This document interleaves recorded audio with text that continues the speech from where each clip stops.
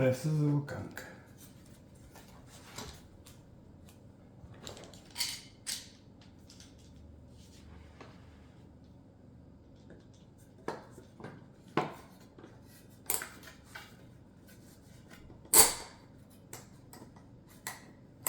Всяка стяга може да използвате.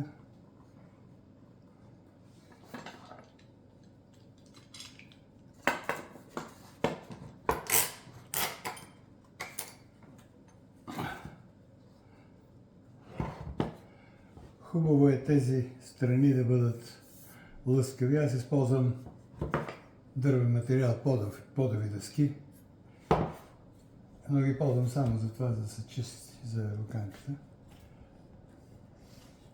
При много силно стягане може да се спука.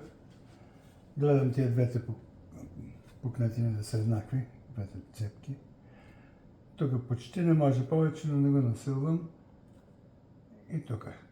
И го оставям за 15 минути, за половин час, за един ден, кой колкото иска.